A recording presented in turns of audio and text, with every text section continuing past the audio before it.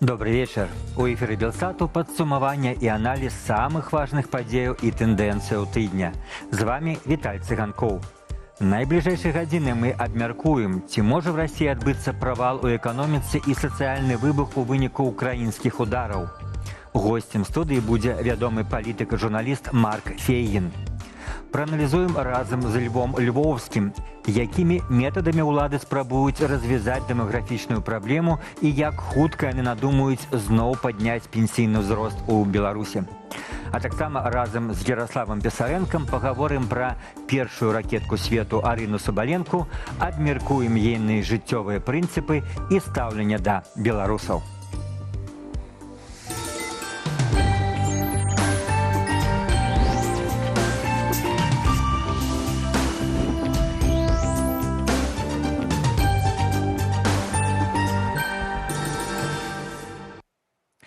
Да першай тэмы.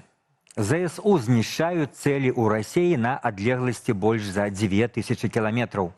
Б'юць пра аб'ектах нафтаперапрацоўчай інфраструктуры, складах, лагістычных комплексах. Тым часам Расія выключае магчымасць спынення агню, а дроны, падобна, вярнуліся ў беларускае неба пасля больш як месячнай паўзы. Пра апошнія падзеі на вайне паміж Расіяй і Украінай і пра тое, як гэта можа паўплываць на Беларусь, апавядзе Ян Федарович. Украінскі маніторынгавы канал «Аперативны інформ» паведамляе, што на Гомельшчыне зноў запрацавалі два рэтрансляторы, якія выкарыстоўваюцца для кіравання расійскімі дронамі камікадзе тыпу «Шагет». У чэрвені Владзімір Зяленскі пагражаў Лукашэнку выключыць рэтрансляторы, калі той не зробіць гэтага самастойна. Пазней украінскі бок заявіў, што рэтрансляторы былі адключаныя. У сітуацыі з рэтрансляторамі я увогуле асабліва тут не бачу вялікай суб'ектнасці Менска. То бок, мне здаецца, Расія, якія хоча рэтрансляторы ставіць і лёты сваімі дронамі праз Беларусь, а Украіна, выбачайце, хіба што якія хоча рэтрансляторы і знішчае. І таксама Менск тут ніяк на это не рэагуе. Таму выглядае, што проста цяпер Расія зноў так выкарыстоўвае беларускую тэрыторыю. Тым часам дроны, падобна, вярнуліся ў беларускае неба пасля больш як месячнай паўзы. Уначы 14 жніўня характэрны гук БПЛА чулі жыхары Віцебску, Бешанковіча, Сянна. Паведамленне пра гэта ў сацыяльных сетках заўважылі журналісты выдання «Флагшток». Афіцыйных каментароў улады Беларусі не давалі. Затое выступілі з іншай ініцыятывай. З новага навучальнага года хлопцаў 10класнікаў у межах дапрызыўнай падрыхтоўкі пачнуць вучыць кіраваць баявымі беспілотнікамі. На гэта адвядуць 10 гадзінаў. Дзяўчат тым часам будуць навучаць тактычнай медыцыне. Навошта гэта Лукашэнку? Тым больш, што афіцыйны Кіеў праз свайго прадстаўніка Ярослава Чарнагора на тыдні не выключыў магчымасці перамоваў з узурпатарам дзеля сканчэння вайны. Такое адчуванне, што ён, як кажуць, займаецца імітацыяй падрыхтоўкі да вайны для Пуціна. То бок ён, я думаю, хоча як мага даўжэй праседзець як мага далей ад гэтай вайны, пры гэтым робячы для ўсіх выгляд, што ён рыхтуецца заўтра ўступіць у вайну, каб, адпаведна, там яго угаворвалі не ўступаць. Іншыя, наадварот, угаворвалі ўступіць. Усе давалі яму нейкія прэферэнцыі, бонусы.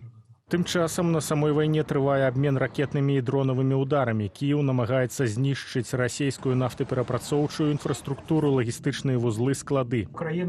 Украіна, скажам так, выраўноўвае сітуацыю, наносячы удары менавіта па нейкіх стратэгічных аб'ектах у Расіі. Эфект будзе, гэта факт. Наколькі гэты эфект, напрыклад, і ў якой перспектыве можа прымусіць рэжым Пуціна да нейкіх зменаў сваёй палітыкі, гэта ўжо сказаць значна цяжэй. На гэтым тыдні ЗСУ наносілі ўдары не толькі па партах у Наварасійску або Ленінградскай вобласці, але таксама па прадпрыемстве Табольск-Нафтахім за 2500 кіламетраў ад лініі фронту. Такія атакі на вялікія адлегласці робяцца будзённасцю для ЗСУ. Будзе больш украінскіх удараў у глыб тэрыторыі. Яны павінны паказаць Расіі і расейцам, што мір неабходны. У нас ёсць дадзеныя ўнутраных апытанняў Расіі, якія паказваюць, што колькасць людзей, якія хочуць заканчэння вайны, ужо расце. І гэта павінна стаць яшчэ больш адчувальным, каб Пуцін і яго адміністрацыя, яго супрацоўнікі, ФСБ і ўсе астатнія ў дзяржаве агрэсары аднолькава разумелі, альтэрнатывы міру няма. Масква адказвае забойствам мірных жыхароў. Толькі 14 жніўня ў Краматорску ў выніку удару па жылой забудове загінула адна асоба, а ў Сумскай вобласці ў выніку атакі дронаў па прыватным доме былі забітыя 29гадовая жанчына і ейны 9гадовы сын. Бацька і бабуля хлопца трапілі ў шпіталь з цяжкімі апёкамі. Дзедусь, бабусы. Там былі дзед і бабуля, іх сын з нявесткай і ўнук. Пасля першага ўдару яны выбеглі на вуліцу. Другі ўдар крыху не даляцеў і прыйшоўся ў двор, а трэці трапіў проста ў сярэдзіну дому.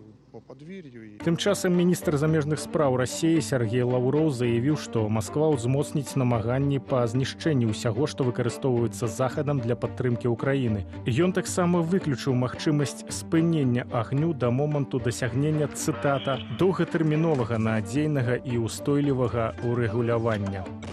Свои собственные методы сделаем гораздо более жесткими для разрушения всего, что подпитывает военную машину Киева со стороны Запада. Но и мы это уже делаем. И они уже начинают стонать. И не случайно все больше и больше голосов из разных точек нашего общего пространства призывает немедленно остановиться. Так не получится.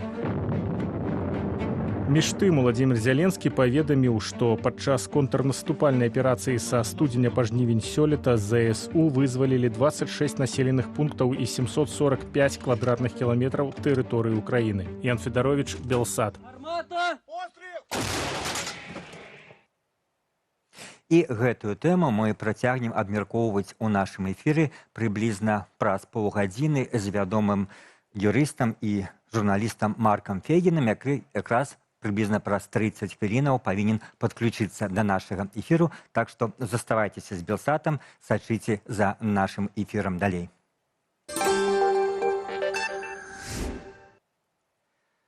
Дэмаграфічная яма пераўтвараецца ў бездань, з якой беларускія ўлады спрабуюць выбрацца праз матэрыяльныя стымулы. На адмысловай нарадзе Лукашенка анансаваў рэформу. Дапамогу для догляду дзіцяці прывяжуць да рэальных заробкаў бацькоў. Цяпер маці з больш высокімі даходамі будуць і ў дэкрэце атрымліваць больш, а жанчыны з нізкімі заробкамі, напрыклад, у рэгіёнах, застануцца на мінімуме. Прапаганда малюе карціну сацыяльнай справядлівасці, але эксперты б'юць у набат. Маладыя беларусы з'язджаюць, працаваць няма каму, таму ўлады пачынаюць задумвацца пра чарговае падвышэнне пенсійнага ўзросту. Падрабязней Зміцер Смак. На вуліцах Менску, хоць яго насельніцтва ўжо меншае за 2 мільёны, разгледзець дэмаграфічную катастрофу цяжка, бо рэшткі насельніцтва рэгіёну пакуль яшчэ падцягваюцца ў сталіцу. Але раённыя гарады выглядаюць злавесна пустымі, а вёскі і пасёлкі праз поўную адсутнасць жыхароў цалкам знікаюць з карты Беларусі. Некалькі дзесяткаў штогод. Нават паводле афіцыйных дадзеных з 2020-го краіна страціла амаль паўмільёна. Гэта як насельніцтва Гомля. Вось-вось жыхароў краіны афіцыйна стане меней за 9 мільёнаў. Незалежныя эксперты кажуць, што рэальная карціна значна горшая, бо статыстыка не ўлічвае ўсіх, хто быў вымушаны з'ехаць з краіны. Чтобы мы не исчезли как нация и было кому работать, не звали сюда Узбекистана людей, Северной Кореи там и так далее. Все просто, как 2 × 2.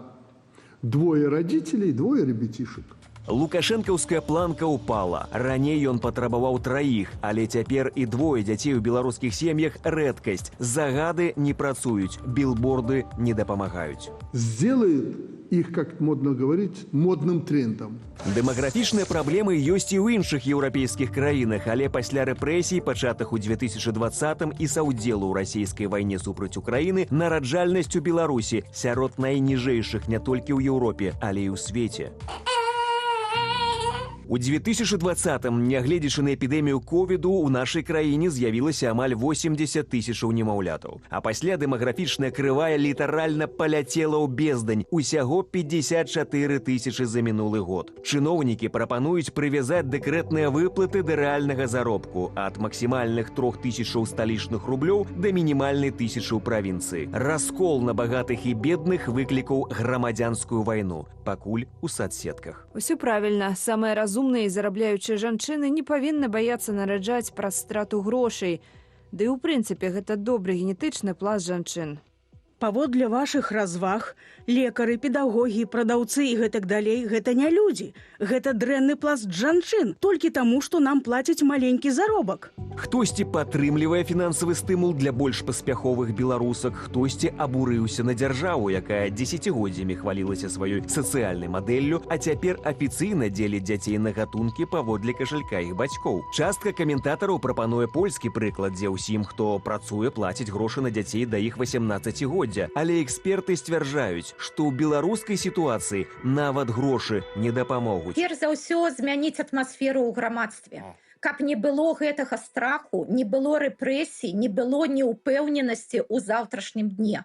Каб людзі глядзелі ў будучую з аптымізмам. Адносіны ўладаў да людзей адбіваюцца і на пацыентах. Роды мінчанкі скончыліся гучным скандалам. Жанчына нараджала мёртвае дзіця на вачах у суседкі па агульнай палаце. Больш за тое, шакаваным пацыенткам прапанавалі самім прыбраць кроў. Падаецца, і сам Лукашенко ўжо не верыць у будучыню. Ні ў дэмакратычную, ні ў дэмаграфічную. Мы сейчас можем сколько угодно с кого-то брать деньги, вкладывать их в будущую рождаемость, а в 2 раза детишек будет рождаться меньше. Катастрафічная нараджальнасць і масавая міграцыя беларусаў замыкаюць жыццёвае кола на пенсіянерах. Беларусь нават часткова не перайшла да назапашвальнай сістэмы, калі тыя, хто працуе, адкладаюць грошы менавіта на сваю ўласную пенсію. Беларусы вымушаныя са сваіх заробкаў плаціць грошы сённяшнім пенсіянерам. А хто будзе заўтра плаціць ім, пытанне, якое трэба было задаць уладам яшчэ учора. Ужо зараз у гэтым 8 СЗН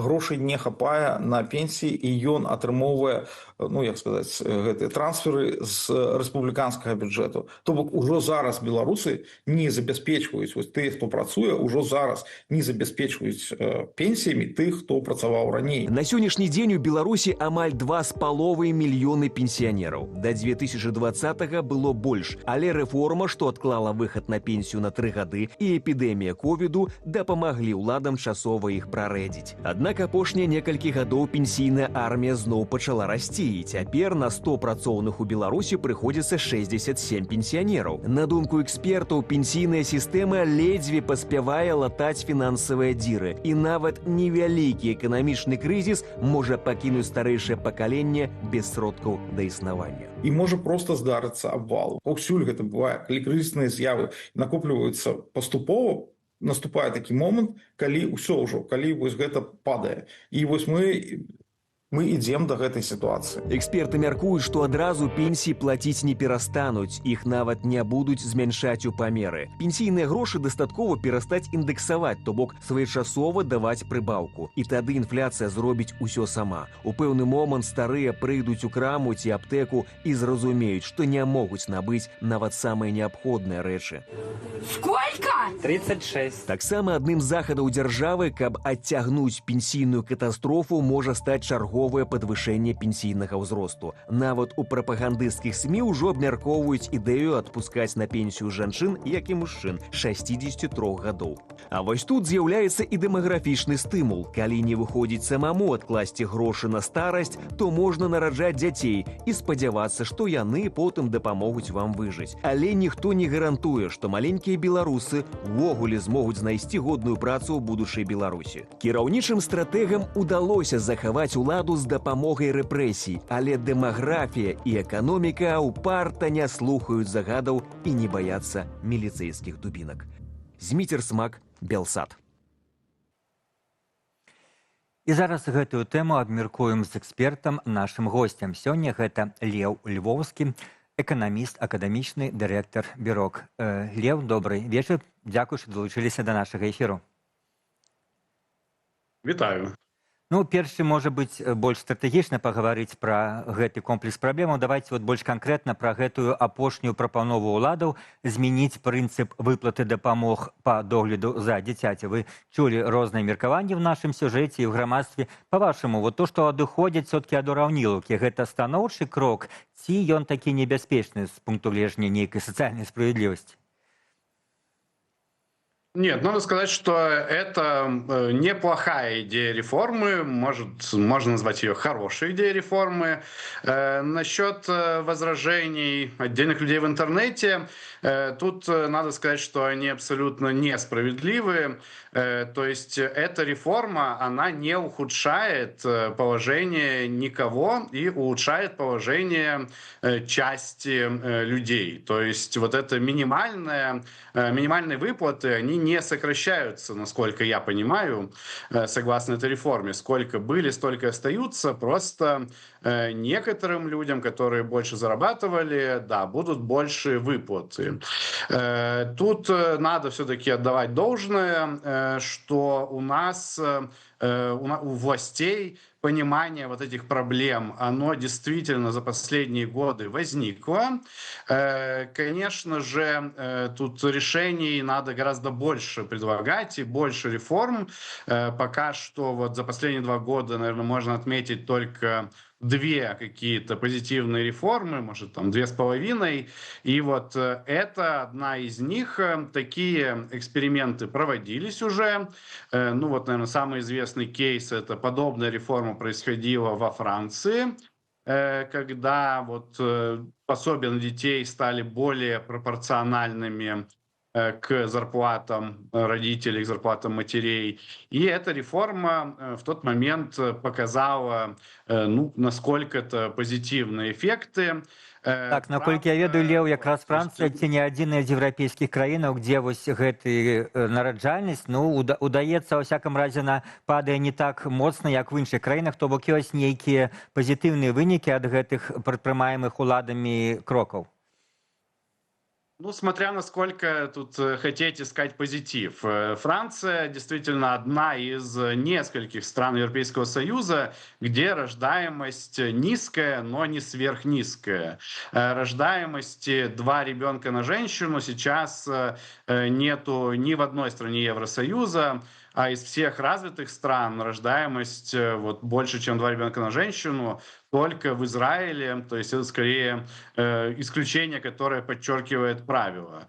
Но да, в странах, которые активно работают над своей демографической политикой, над пронатальной политикой, им удается удерживать рождаемость на уровне 1,6, иногда 1,7 ребенка на женщину. Это считается в наше время неплохо. Но тут, опять же, насколько это большой успех, то есть для Беларуси даже 1,5 ребенка на женщину, это все еще было бы плохо, потому что большая разница между Белоруссией и Францией, или Белоруссией и Швецией, где тоже вот относительно приличная рождаемость. Большая разница в том, что эти страны, они до падения рождаемости успели разбогатеть. Беларусь не успела разбогатеть и при этом уже получила рождаемость одну из самых низких в мире, как справедливо вы сказали в подводке. И поэтому у нас вот, миграционная привлекательность, она гораздо хуже. Нам и сложнее привлекать мигрантов, и нам сложнее удерживать своих граждан. Ну і тут, напэўна, якраз варта ўзгадаць лічбы, бо сапраўды беларусы могуць не ведаць, што ў Беларусі на сёння гэта самая нараджальнасць 1,02. Гэта адны з самых нізкіх месцаў у Еўропе, а яшчэ 8 гадоў назад гэта лічба была 1,57, дастаткова сярэднееўрапейская. Што здарылася за гэты 7 гадоў, што ў Беларусі ніжэнне все-таки не на ўзроўні сусветных нейкіх параметраў, а рэкорднае? І прычым тут, на вашу думку, 2020 год? Да, у нас беда не приходит одна, кроме того, что у нас просто низкая рождаемость, у нас довольно быстро этот показатель изменяется. Вот вы сказали про 7 годов тому. На самом деле, если вот смотреть, начинать с какого-нибудь 2016 года, то вот это падение еще быстрее. В 2016 году у нас была рождаемость примерно 1,7 ребенка на женщину. Уже к 2020 году она приближалась к 1,4 ребенка на женщину, там 1,4, 1,5. И вот к 2025 году у нас уже одна из самых низких, 1,3, кажется, все-таки не 0,02, но это, конечно же, очень мало. Причин тут сразу несколько. Любое глобальное изменение, такое большое изменение, оно обычно имеет под собой сразу несколько причин. Редко бывает, что что-то одно вызывает. Одна причина, почему у нас рождаемость начала падать, собственно, еще до 2020 года, заключается в том, что так, если говорить чисто экономически, то мы на ребенка тратим дважды. Мы тратим деньги и тратим время. У нас вся политика государства, или почти вся политика государства, она фокусируется на денежных субсидиях, когда дают разные пособия. И очень мало у нас фокусируется на временных субсидиях, то есть делать так, чтобы родительство или отнимало меньше времени у родителей, либо было более совместимо с социальной жизнью, с общественной жизнью, с рабочей жизнью. У нас предполагается все еще как такая генеральная модель, как-то вместе и общество, и государство это предполагает, что в декрет уходит мать, это почти всегда мать, и мать уходит в декрет на 3 года. Собственно, не делать этого, так, чтобы уходила не мать, наверное, это еще можно. Тут уже люди в семьях могут как-то это решить, но, правда, тоже не у всех есть такая возможность. Есть известные такие кейсы, попадали в СМИ, когда отец, который работал на какой-нибудь государственной службе, там, например, пожарником, кажется, хотел идти в декретный отпуск, но его не отпускали, потому что это женское дело. А второе, это что мать уходит на 3 года, потому что отдать ребенка в ясли через год, скажем, такой возможности практически нет. У нас нету яслей, они недоступны, их мало, и государственных, частное все позакрывали, то есть частные ясли, которые сейчас есть, они буквально в такой серой зоне вне закона находятся. Это как раз у нас позакрывалось после 2020 года, и поэтому сидеть с ребенком надо жертвовать своей карьерой, своей социальной жизнью и так далее. Пессимістычна, як вы описываете, але есть еще другі аспект гэтай праблемы, гэта пенсіі, гэта пенсійная рэформа, пра якую вы даволі шмат і вельмі грунтоўна выказваецеся і кажаце пра тое, што рэформа пенсійная неабходна, гэта все разумеюць, і што яна будзе шмат каштаваць Беларусі. Але, можа быць, нашым гледачам самае важнае, па-вашаму, ці падвысіць улады пенсійны ўзрост, і ці ввогуле можна без гэтага абысціся, а калі не падвышаць, то што будзе з гэтымі пенсійнымі накапленнямі? Да, я сначала еще все-таки вернусь на секунду к предыдущему вопросу. Последняя вещь, которую я не успел сказать, это что, конечно же, эмиграция после 2020 года – это большая эмиграция. У нас там есть разные оценки, но как минимум 400 тысяч белорусов уехали. Как мы понимаем, относительно нашего населения это очень много. Более того, уезжали не просто там средние белорусы, уезжала конкретная когорта, это относительно молодые белорусы, трудоспособного возраста в основном. Так что эта эмиграция, это тоже был большой удар. И у вас был хороший комментарий Ирины Сидорской в подводке, что сейчас один из важных факторов, почему мало рожают, это неуверенность, общая неуверенность в будущем. То есть дело даже не в политике, но эта стабильность, о которой всегда говорит Александр Лукашенко, ее как раз люди и не чувствуют. Да, эта тема, она, безусловно, связана с пенсиями напрямую. С пенсиями у нас большая проблема. Это значимая доля населения пенсионеры. Сейчас это 25% населения, и эта доля будет расти до конца века. Расти, причем довольно быстро с такой рождаемостью. И эта проблема тоже очень дорогая. Сокращать пенсии – это не вариант, потому что это прямой путь к тому, чтобы увеличивать число бедных в населении. Собственно, у многих пенсионеров нет других источников дохода, кроме как пенсии. И поэтому выходов тут сейчас каких-то хороших и легких практически нет. Один из выходов, таких относительно легких, хотя, конечно же, не популярных, это повышение пенсионного возраста для женщин, уравнивание пенсионного возраста у женщин и мужчин. Я точно знаю, что такие планы уже лежат на столе в министерствах, уже обсуждается. Вот вопрос, будет ли это принято или нет, и когда это будет принято. Безумоўна, Тут это есть будзе палітычнае рашэнне, гэта такие политические ад міністраў не будзе соображения. залежаць. Так, это будзе вырашаць фактычна адзін чалавек в нашай сітуацыі, да. Да, но тут как бы игра такая. С одной стороны, эта мера скорее уже необходимая. То есть даже проводить реформу, это, наверное, это должно быть частью вот этой большой комплексной реформы. Про большую реформу сейчас речи не идет в правительстве, и Лукашенко про нее не говорит, но хотя бы вот хотят тут делать заплатки на текущей пенсионной системе. И это может быть одной из таких заплаток. Делать это, вероятно, надо. То есть вот если мы смотрим чисто на финансы, в какой-то момент это делать придется.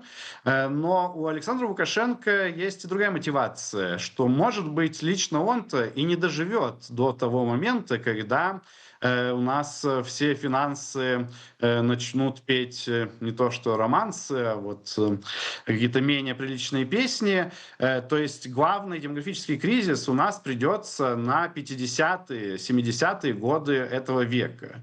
И у текущей власти у них есть мотивация просто отодвинуть все эти проблемы на потом. Так что это не Лукашенко будет повышать пенсионный возраст, а вот потом кто-нибудь после его смерти. И так как у нас нету никакой там партийной системы, где партия может волноваться о том, как у нее там будет в будущем, кто с ней будет спрашивать в будущем, то у нас со всеми этими реформами сейчас и медлят. А может быть, только, калі коротко, у нас не шмат часу, можно подвысить просто податки с працующих, як это в Заходней Европе скажут, но як в Европе там не то, что у нас 13%, там 30-40%. Нет, если мы посчитаем полностью налоги и отчисления, которые платят белорусы, то окажется, что у нас мы платим вполне себе европейские налоги, выше, чем в некоторых странах Европы. 13% это такая обманка популярная для народа.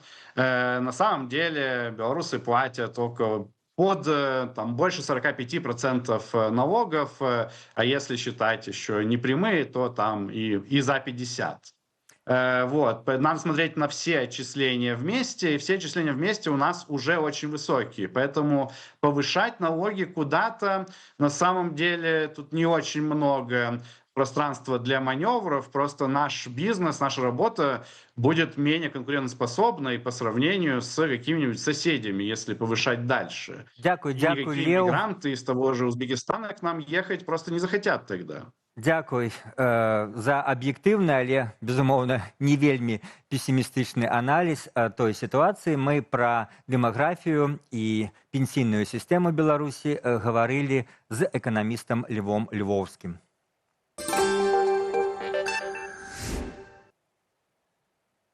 Беларуска на вокладцы часопіса «Тайм». Здавалася б, падстава для гонару. Але не ўсе нашы суайчыннікі усцешыліся такой навіне. Прычына ў асобе той, каго ўплывовая амерыканская медыа выбрала на першую старонку свайго часопісу. Арина Соболенко. На сёння першая тэнісістка ў свеце. Самая туталяваная і ўплывовая беларуская спартоўка. Паводле меркавання многіх беларусаў, тыя, хто змог дасягнуць такіх вяршыняў, павінны мець грамадзянскую пазіцыю. З чым, як выглядае сама Соболенко, незгодная. Тэму працягне Антон Бяздольны.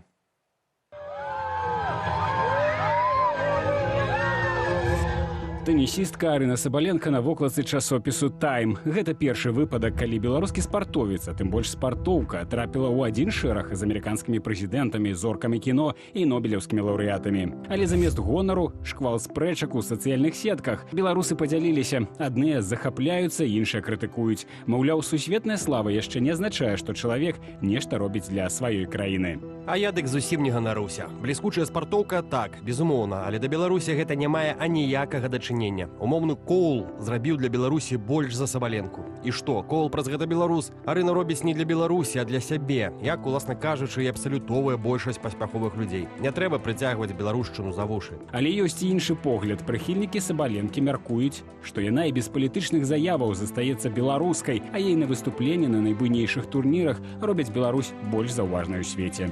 Вельмі станоўчая постаць Арыны, велізарная прэзентацыя Беларусі. Перамог Арыне і Беларусі. Жыве Беларусь. Яна беларуская і досыць робіць для Беларусі, проста не гарлапаніць на кожным куце. А цяпер пытанне да каментатараў: а што вы зрабілі для Беларусі? Колькі больніц, школ пабудавалі? Ну ці адкажыце, што вы пабудавалі ў Беларусі на карысць народу? Арына Сабаленка ў інтэрв'ю, якое абавязкова суправаджае траплянне на вокладку, ужо традыцыйна ад складаных пытанняў ухілілася. Пра вайну ва ўкраіне заявіла, цытата: «Ніхто не падтрымлівае, гэта так відавочна». На пытанне пра стаўленне да Лукашэнкі адказ быў яшчэ карацейшы: «Я не хачу гэта казаць». Пра Лукашэнку і падзеі ў Беларусі спартоўка намагаецца не выказвацца. Што праўда, у 2023 годзе пасля матчу з украінкай Ілінай Світолінаю на Ролан-Гарос Сабаленка заяўляла, што, цытата, «проста цяпер не падтрымлівае вайну і Лукашэнку таксама». Тым не менш, гэта не перашкаджае Лукашэнку віншаваць спартоўку з кожнай яе перамогай. Теперь все у Арины есть, надо пожелать ей личного счастья, здоровья. А ёй самой наведваць радзіму, найчасцей не публічна. У сярэдзіне ліпеня Сабаленка разам з жаніхом, бразільскім бізнесменам Георгіясам Франгулісам, зладзіла медыйны візіт у Менск. Ейны бізнес-джет сустракалі хлебам і соллю, а тэнісістка ў менскай школе, дзе вучылася, адкрыла корты імя сябе самой і правяла майстар-клас для вучняў сваёй першай спартовай школы. Побывать в школе, где все начиналось и где мне в свое время очень сильно помогли. И, конечно же, это мероприятие, это такой энергетический буст. А пасля ў атачэнні тузіну ахоўнікаў правяла аўтограф-сесію і пагаварыла з народам. З Лукашэнкам першая ракетка свету не сустракалася, прынамсі публічна. Пытанняў пра стаўленне да ўладаў Беларусі і вайны ва ўкраіне беларускія дзяржаўныя медыя ёй таксама чакана не задавалі. Антон Бяздольны, Белсат.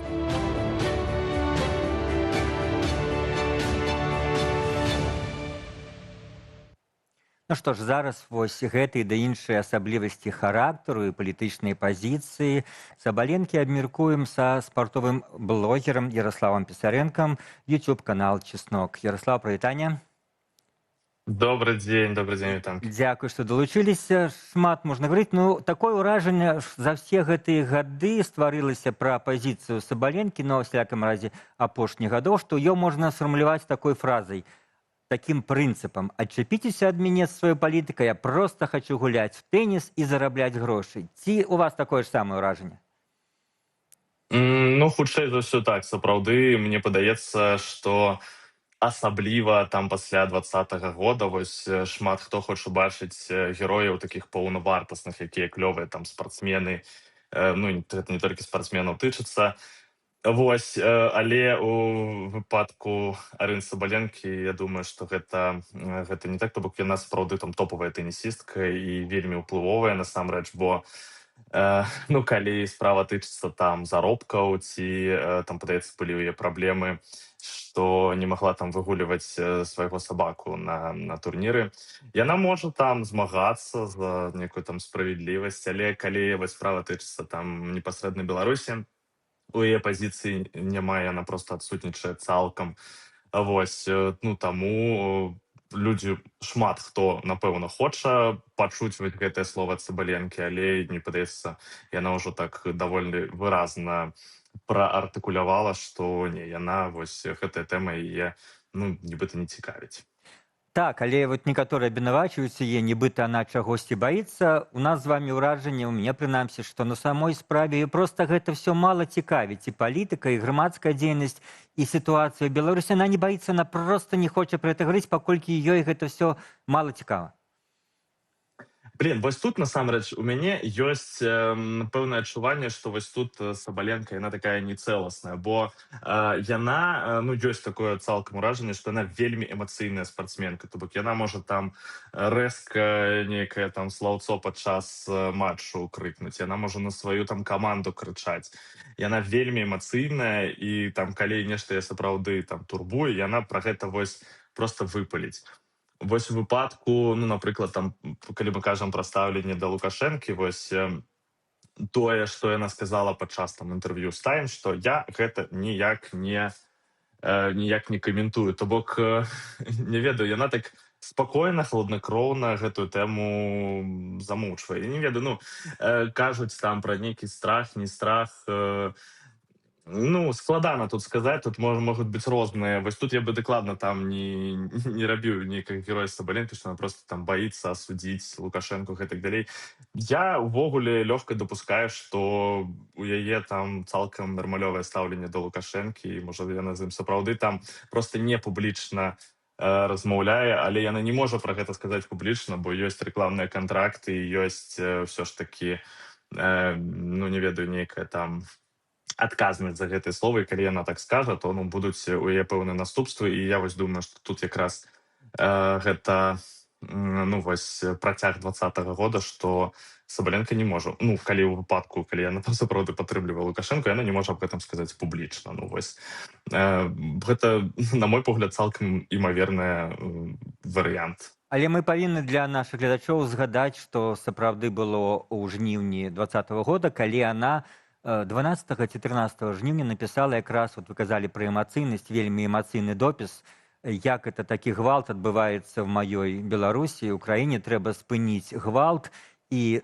так это было супадала з настроямі большасці беларусаў тады, але ўжо праз некалькі месяцаў снежня яна знялася там навагоднім роліку Лукашэнкі. То бок, вось той самы варыянт, пра які вы кажаце, эмацыйна она выказала то, што думала, а потым уже прымала рашэнне, відаць, абгрунтаванае ее, ну, фінансавымі інтарэсамі і просто страхам за то, што это можа нашкодзіць ёй, і ўжо снежня она падтрымала Лукашэнку, падпісала праўладны ліст і знялася з ім на навагодніх роліках. Ну, напэўна, гэта так. Зноў-такі, гэта гісторыя вельмі мутная, то бок тут...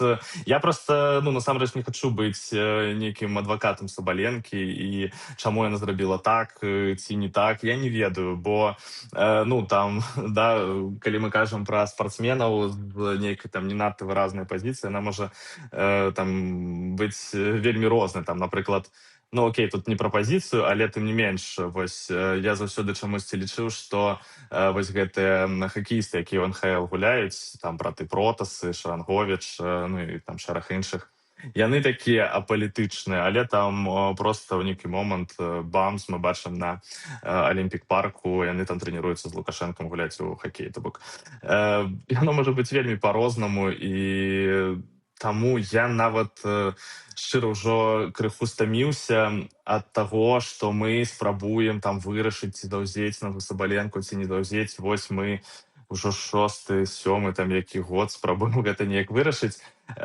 Мне падаецца так, што калі вы вось, калі хто хоча гісторыі пра сапраўдных герояў, то я думаю, што гэта хутчэй вось Мікалай Іванович Казека, светлая памяць, які памёр вось на гэтым тыдні. Вось гэта сапраўды такая вельмі драматычная постаць, і чалавек шмат чаго зрабіў, і чалавек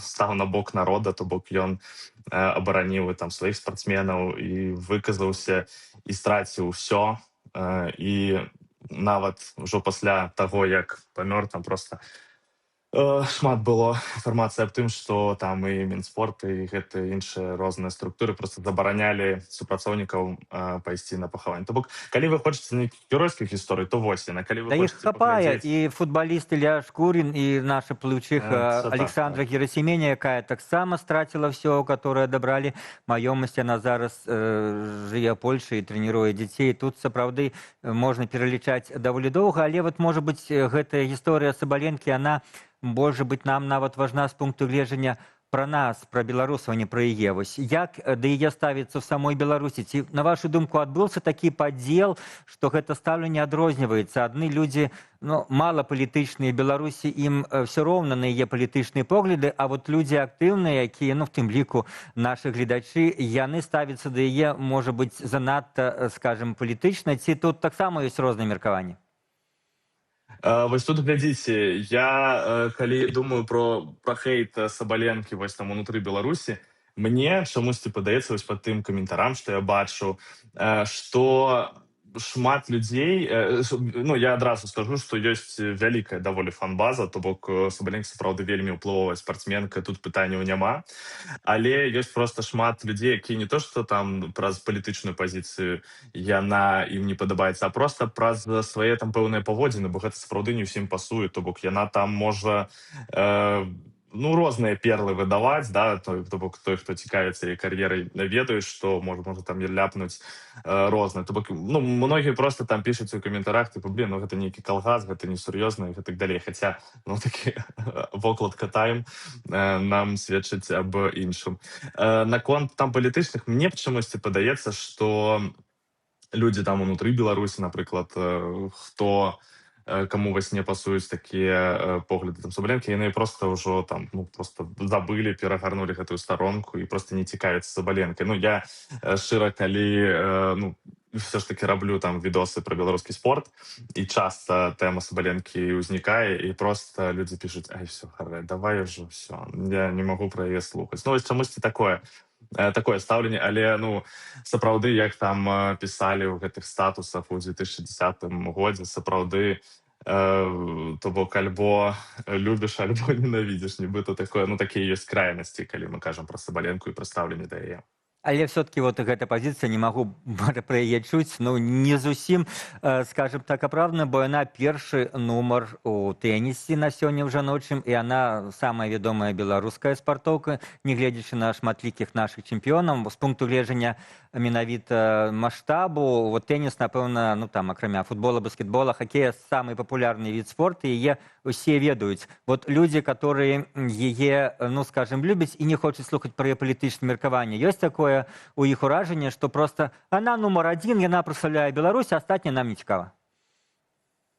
Да, 100% такая пазіцыя існуе. Я бы нават дадаў, што Сабаленка не той, што самая там уплывовая беларуская спартсменка. Я ўвогуле думаю, што ў жаночым спорце мала спартсменаў, якія будуць больш уплывовыя за яе. Бо ведаеце, тут трэба таксама азначаць не толькі, як яна паводзіць сябе на корце, але і ўвогуле у сацыяльных сетках. То бок яна такая, ведаеце, мемагенічная, да? Яна нешта як там ляпне, скажа, нейкі там тык-ток запіша. То бок яна генеруе контент. Гэта вельмі клёвая штука, і я думаю, што такіх людзей, вось пазапалітычных, цягам апошніх гадоў становіцца ўсё больш, которые просто, ой, не, я ўжо там не магу пра гэта чуць. Больш за тое, да, давайте все ж таки таксама дададзім, што мне падаецца, што вось інстытут вось гэтай рэпутацыі, ён больш-менш працуе яшчэ ў Беларусі, але я думаю, што большасць беларусаў не могуць асуджаць Сабаленку за тое, што яна не робіць. То бок, да, яна не асуджае там вайну, не асуджае хаця там вайну нешта яна там кажа, што ніхто, але окей. Фармальна, адчепіцеся ад мяне, супраць вайны сказала, нібыта няма, робіць нейкай падтрымкі. Да, і больш за то, я нават дадам, сустракалася яна там з Лукашэнкам у куларах, не сустракалася яна там, але я ўпэўнены, што у яе на стале была гэтая прапанова, то бок сустрэцца, там выпіць чарачку, да, і там табе раскажуць, як тебе трэба гуляць. Я ўпэўнены, што такая прапанова была, але публічна гэтага не здарылася, і мне падаецца, што унутры Беларусі людзей там з беларускім паспартам не так шмат, якія могуць Лукашэнку свае ўмовы дыктаваць, да, то бок я не магу, я не хачу па такім прычынам. Можа, яна і, з пункту гледжання маралі ёй і ок, але яна не можа з пункту гледжання таго, што яна загубіць у заробку. І яна можа дыктаваць гэтыя ўмовы. Я, шчыра кажучы, так я б за гэта ўсё роўна рэспектнуў. Хаця, зноў-такі, я не хачу ставаць на бок там Сабаленкі, быць нейкім адвакатам і гэтак далей. Ёсць уражанне, што яна даволі ўдала трымаецца такой пазіцыі, каб быць сваёй тут і там. Маецца на ўвазе ну, для заходніх і публікі, і для заходніх спонсораў, штосьці сказала пра вайну, і нават, што я там не падтрымліваю Лукашэнку свой час сказала, гэта і пару слоў. Але разам з тым она не выклікала ніякага незадавальнення афіцыйнага Менска, як мы это называем, беларускіх уладаў, і прыязджае тут, робіць свае справы. Вот, удаецца ёй гэта вось балансіраванне? Ну, збольшага так, але наконт там незадавальнення ў Менску, мне чамусьці прыгадаў, быў яшчэ там раней відос, можа, які год 23 ці 24, калі Азаронак абураўся, што вось там ён казаў, што Сабаленка гэта там слабы чалавек, што яна там проста прастое, каб там удзельнічаць у гэтых турнірах, яна там нагаварвае і гэтак далей. Ну, то бок, нейкая такая там у яго нават праскаквала цытатка, відавочна на афіцыйным узроўні, ну, ніякай там незадаволенасці не будзе, бо мне падаецца, што ну а навошта трыгерыць, то бок, ну, яны нібыта там, ну, умоўна запісалі, Арыну Сабаленко ішоў у 2020 годзе ў чырвона-зялёны лагер, і ўсё, далей там нічога не змяняецца, і ну, ім нібыта не трэба, бо калі, ну, можа быць, калі там яны пачнуць, не ведаю, там казаць, тут скажы, тут сустрэнься, можа, псіханее, нешта ўвогуле там выдасць. Ну, таму такое. Дзякуй, Ярослаў. Пра асобу і палітычныя погляды Сабаленкі мы гаварылі з Ярославам Пісаренкам, спартовым блогерам. І зараз перайдзем да наступнай тэмы. Як мы і абяцалі в пачатку нашай праграмы, прадугледжана размова з Маркам Фейгіным, вядомым палітыкам і юрыстам. І зараз Марк ужо з намі на сувязі. Марк, прывітанне. Рад приветствовать всех зрителей. Давайте поговорим. У нас вот как раз 14 хвилин с вами до заканчэння нашага эфіру. І перш за ўсё, можа быць, пра тое, ці гэтыя новыя, ну, скажем, не зусім новыя удары Украіны па расійскіх нафтаперапрацоўчых заводах, па расійскіх кампаніях, ці яны ствараюць нейкую новую сітуацыю ў вайне, што можа штурхаць Крэмль да ўсведамлення таго, што, скажем, прымушэнне да міру, ці гэта, можа быць, было бы занадта аптымістычнай ацэнкай? Я думаю, что скорее второе, оптимистичная оценка. Почему? Потому что удары, даже зачастую эффективные, им надо отдать должное, и удары по Wildberries, и по НПЗ, и по другим объектам, в частности, вот, по заводам-производителям в системе ВПК, например, завод «Прогресс» в Самаре.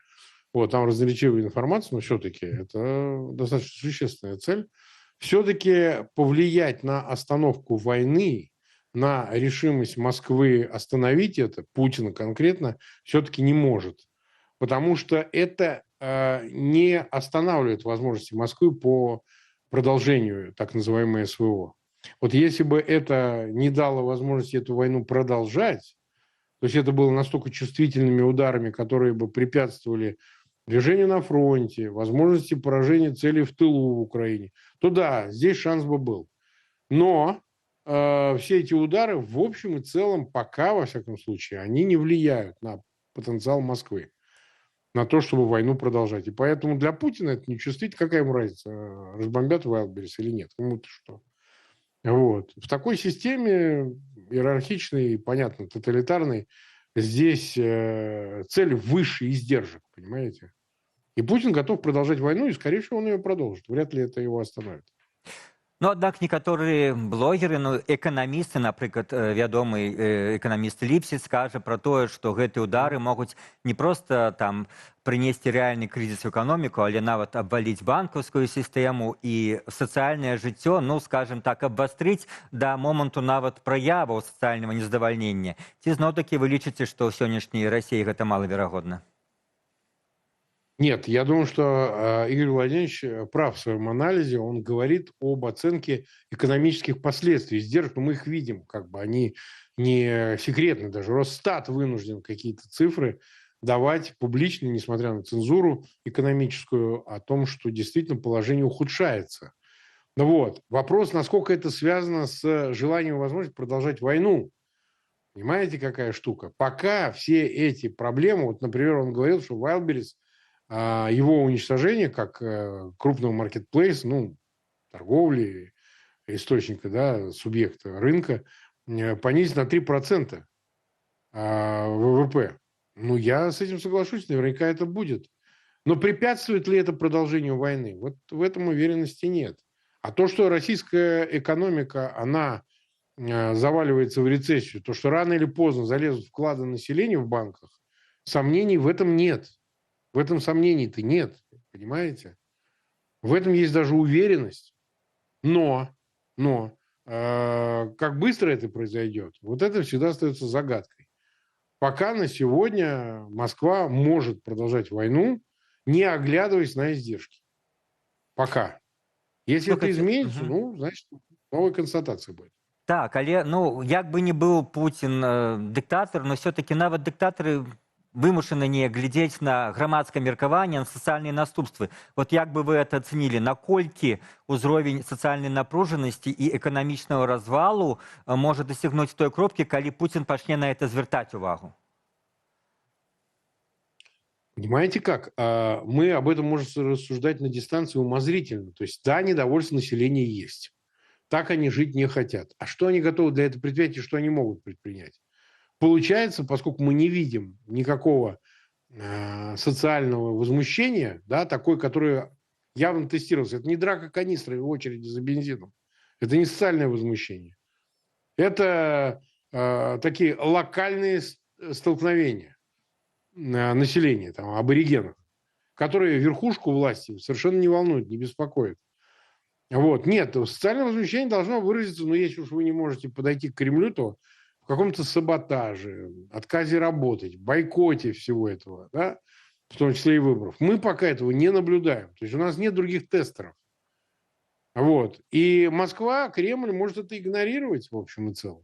Ну да, как он выступает, Путин говорит, ну и к нам попадает, надо повышать эффективность средств ПВО. Понимаете, это какой-то такой канцеляризм, которым отвечают на реальные проблемы людей. Во всяком случае, пока еще население терпит. Что там будет дальше, конечно, всегда загадка, могут и взорваться от всех этих невзгод. Тем более, что предстоит зима, и Украина в долгу не останется. То есть уж какая-нибудь Москва и крупные города точно могут остаться без тепла, света, там, канализации, равно как и Киев. Но Киев так уже давно живет. А Россия, по сути, в таком масштабе только с этого года, с 2026-го. К чему это приведет, как быстро? Ну, вопрос пока открытый. Я бы вот не решился точный прогноз дать, когда это получит эффект уже возмущения против власти и требования прекратить войну. Конечно. Як, давайте до беларускай тэмы, як вы ацэньваеце тыя крокі ў мілітарызацыі Беларусі, якія праходзяць все гэтыя некалькі гадоў, і асабліва некаторыя актыўна менавіта апошнія месяцы? Гэта што? Гэта сур'ёзная падрыхтоўка да вайны, якая, як мы ведаем, Лукашэнку абсалютна непатрэбная? Ці гэта трэба Лукашэнку для заціскання ўласнага нашага беларускага грамадства? Ці гэта яму трэба, каб дакласці Пуціну: глядзі, я раблю все, што магу, вот мілітарызацыя, мы вот тут прикидываемся, что мы готовы до войны? Ну, я думаю, третье. Я думаю, это делается для отвода глаз для Путина, потому что, видимо, там было очень крепкое столкновение на Валдае, после чего он полетел в Пекин под предлогом, значит, выпуска его сына из китайского какого-то там учебного заведения. Вот. И Китай делал заявление о суверенитете и независимости Украины как восточноевропейской державы. Значит, в этом была потребность. Понимаете? Я не думаю, что что-то изменилось, и Лукашенко готов собой рисковать и своей властью для того, чтобы вовлечься в войну или спровоцировать какую-то войну даже по указке из Москвы. Я не думаю, что здесь что-то изменилось. Но он же постоянно маневрирует. То он делает такие какие-то отдающие милитаризму заявления, то он, наоборот, стравливает пар. И говорит, что мы воевать не хотим, мы с Украиной воевать не хотим. Ну, не говоря уже о том, с кем, с Польшей, с Литвой. Ну, в каком-то смысле, в определенном смысле, это даже хуже, чем с Украиной, понимаете? С Украиной хотя бы Москва воюет, и вы вместе будете. А так тебя сделают крайним. И не факт, что ты из этого выберешься. Поэтому вот эти разговоры Лукашенко о там каких-то военных подготовке, милитаризации и всем остальном, ну, это больше бутафорское такое. Потому что реальной силы, если мы говорим о возможности вовлечения в войну с Украиной, нынешняя Беларусь Лукашенко, она не обладает. То есть те около 50 тысяч, разные цифры называются, тех, кого Беларусь может использовать в качестве срочников, там срочную службу проходят молодые люди и так далее, но они не могут противостоять украинской армии, потому что просто и уровень другой, и нет этой подготовки, и нет этого опыта.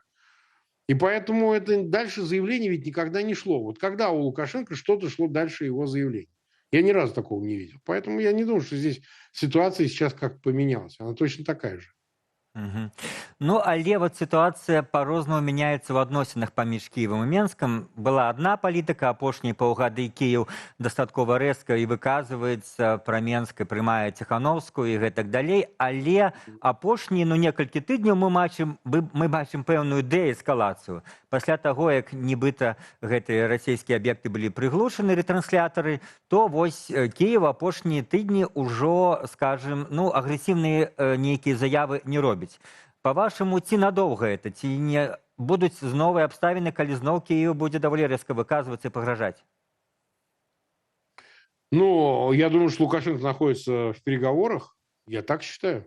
На дистанции Киев ведет переговоры наверное, я думаю, по линии военных разведок. Они же и без того сотрудничали, когда передавали людей отпущенных, там обмены были. Поэтому я думаю, какой-то выбран канал, по которому практически на постоянной основе идут переговоры. Это несложно сделать на самом деле. И о чем-то договорились, что вы нас не трогаете, мы вас не трогаем. Я думаю, что об этом договоренность есть, и это, в общем и целом, не препятствует даже отношениям приема Тихановской и так далее. Все сигналы посланы в Беларусь, мне кажется, они приняты, поняты, услышаны белорусским руководством Лукашенко. Вряд ли он пойдет на какие-то откровенные провокации. Это действительно серьезный аргумент был со стороны Киева. Почему вы содействуете убийствам наших людей, когда ретрансляторы помогают наводить дроны и, более точно попадать в цели, которые в том числе и гражданские. Беларуси нечего здесь возразить. Нечего здесь возразить. Она что, Лукашенко хочет соучаствовать в убийстве граждан Украины? Это чревато. Поэтому он и пошел на это. Видимо, это было непросто. Ему пришлось с Москвой какие-то проблемы решать. И тактика Лукашенко же известна. Он то и дело его кидает в разные стороны. В том числе и потому, что ему нужно, с одной стороны, выполнять невыполнимую, пожалуй, задачу. Это и с одной стороны сохранять отношения с Москвой в силу зависимости тотальной от Москвы. А с другой стороны, ни в коем случае не сливаться с Москвой в ее, надо сказать, агрессивных планах и намерениях для того, чтобы не нести ответственности вместе с Путиным за войну, за ее последствия и так далее. Он все время будет сохранять дистанцию. Поэтому мы увидим и то, и другое. И заявления какие-то, и так далее. А потом отъезд в сторону от этой темы. Все увидим. Вы цікава сказали, што нават па указцы з Масквы, калі адбудзецца, Лукашенко не будзе вступаць вайну, і гэта ставіць гэта вечнае пытанне для ўсіх беларускіх аналітыкаў ці тых, хто абмяркоўвае Беларусь наконт даўжыню гэтага павадка, ступені гэтай залежнасці. Ёсць дзве школы мыслення, што Лукашенко поўны васал, ці все-таки ён мае суб'ектнасць. Вы на якім баку ў гэты, наколькі ў яго ёсць рэальна суб'ектнасць на сёння, улічваючы зноў-таки, як вы сказалі, тую каласальную залежность от России на всех фронтах? Вы знаете, я все-таки склонен считать, что в нынешнем виде Беларусь – это оккупированная страна. Там находятся российские войска. В конце концов, там работают спецслужбы российские, как у себя дома.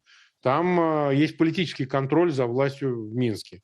Другое дело, что, понимаете, сам Лукашенко – некий фактор, который сумел за 3 десятка с лишним лет создать условия, при которых даже Москва не решается вот так резко просто взять его, отстранить от власти. Он же сам зачистил эту поляну. Практическую работу, политическую и другую, административную, они же не лезут. Я имею в виду Москву. Потому что это откуп чисто самого Лукашенко. А площадка там зачищена. Некого там ставить вместо Лукашенко. И поэтому Москве не до того, чтобы сейчас заниматься устранением Лукашенко. Лукашенко это тоже понимает, кстати. Он тоже понимает, он знает границы, где остановиться. Где можно раздражать Москву, а где ни в коем случае ни при каких обстоятельствах нельзя. То есть он эти границы знает. И в рамках отведенного этого загона он продолжает маневрировать, понимаете? Ну, плюс он, конечно, плутовский, он, когда чувствует угрозу, он сразу бежит в Пекин, там, пытается там что-то получить. В свое время он и с Европой подобные же маневры производил, если вы помните, в 2015 году. Значит, ему давали этот карт-бланш. По-моему, незаслуженно, и не надо было этого делать, но тем не менее это происходило. Он сейчас с американцами пытается поддерживать этот же уровень связи, чтобы балансировать. Но, повторяю, в зависимости от Москвы она никуда не девается. От нее не так просто избавиться.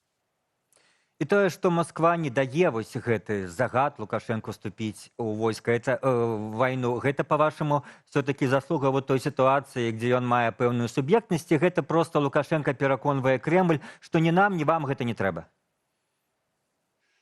Ну, я думаю, там комбинационно ему удается эти все вещи делать. Он, когда на него давят, он, видите, и в Китай ездит, и жалуется советнику Трампа Коулу, который поддерживает отношения с Лукашенко, ему полномочный представитель американской администрации в взаимодействии с Минском. Вот. Но и одновременно с тем он же резонер такой, понимаете? Он с Путиным, он будет патокой лить, что он там лучший друг, и куда деваться, мы там будем целоваться. Но война мы вот не вытянем. То есть белорусский народ может себя повести совершенно непредсказуемым образом. Поэтому я не могу заставить белорусскую армию двигаться, там, вовлекаться в войну с Украиной. Дякую великий. Мы не верим в Лукашенко. Да. Да, дякую великий. Мы уже закончили время, да, все? Да, так уже якраз ты 15 хвілінаў час эфіру. Дзякуй вялікі за ўдзел. Марк Фейгін, вядомы адвакат і палітык, был сёння ў нашым эфіры. Дзякую вам, што былі гэтую гадзіну з намі. Усе навіны, аналіз і меркаванне можете знайсці на нашым сайце, на YouTube і ў іншых сацыяльных сетках. Сёння студыю для вас правёў Віталь Цыганкоў. Заставайцеся з Белсатам.